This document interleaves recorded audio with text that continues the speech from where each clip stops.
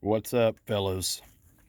I posted a video yesterday, I believe, about how to wire this IAT sensor up from the map sensor on this 2016 F150 Generation 2. I wasn't quite right on it. I got a little ahead of myself. The map sensor requires 3 wires. The IAT requires 2, but you got 4 wires. So what confused me on this diagram is the connectors are not in the order, like the color in the wire is not in the place of the connector, but you can look at the numbers, and that's how you, and this is how you can figure this out. See, the signal return is 1, the map sensor is 2, or is 4, the IET is number 2, the the voltage reference is number 3. And if you look here on the map, here's the back of the intake right here. You can see this is the intake. Look, probably might be a little different than yours. It's got IMRC deletes. That's what these little, can't really see the sun's my eye. But anyways, here's your map sensor. I put a brand new one on there. What I would suggest doing to get wore out. Everything is wore out. And get this thing to focus.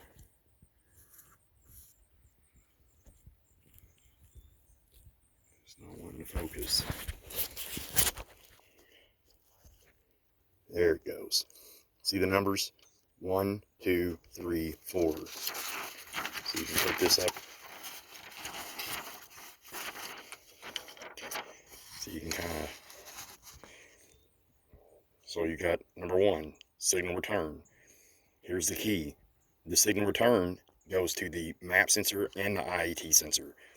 So one of your wires to this new external IAT is going to have the signal return on going to the map and the IAT. It's got to have it. This thing will not run hardly at all without the signal return. So make sure that you wire the signal return to the map and the IAT. This is where I mounted mine, right here.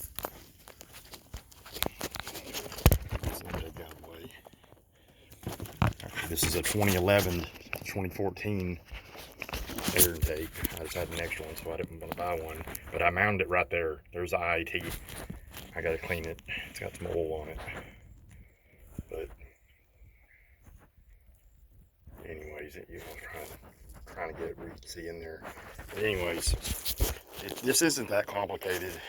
It's a little overcomplicated, but I don't see a whole lot of information about this. This ain't common knowledge. Well, like I said, you got your 3 wire. You said you got signal return. You got the IET sensor. Then you got the voltage reference, which is going to be 5 volts. And then you got a map sensor signal. So 3 of these wires automatically go to your map sensor. What you're going to do here is when you wire this up is cut the IET off, the purple one. Cut the IET off, strip it, go to one of the wires to the IET. Take the signal return, splice it, and have it go to the other side of the IET. Before you get a little ahead of yourself and make these connections, just kind of touch them to your harness that you got. If you made it, bought it, whatever, I would just touch it, and you need to find some way of seeing if you have an IET. My programmer tells me the voltage or the temperature. That's how I was able to know that I got this done. The only mistake I made was I did not put the signal return to the map sensor. I left that off and went only to the IET, and this thing ran like a piece of junk. Trust me. You have to make sure all 3 wires are going to the map sensor, and then splice off the signal return and go to one side of IET, and then run the IET wire, of course, to the other side. Reason that you want to go to an external relocated IET sensor is it gets heat soaked inside the intake manifold. Once it gets heat soaked, it starts pulling away timing, starts dumping fuel to it, trying to get it dogs it down big time. you're going to lose power. That's the point of this. Another thing I'm having is oil blow by, and it's getting on the sensor.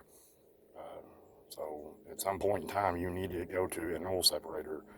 JLT makes one on the left hand and the right side, $150 a piece, $160, I don't remember. The IET relocation kit I got it fits a 2016 Mustang. I thought they were the same, but they're not. The map sensor connectors are different. So I took their harness and wired it in, which wasn't that hard. Just used their harness, wired it in, and then, like I said, mounted that IET on that air intake. Pretty simple deal. Like I said, you can overcomplicate this, but I haven't found hardly anything telling you what I just told you. And this should fit all the way from 2015 to 2021. Generation 2 and 3 use map sensors. I'm sure they're probably the same color wire. If not, I got this off Mitchell on Demand 5. I'm sure you can. I'm giving it to you right now. Like I said, there's the numbers.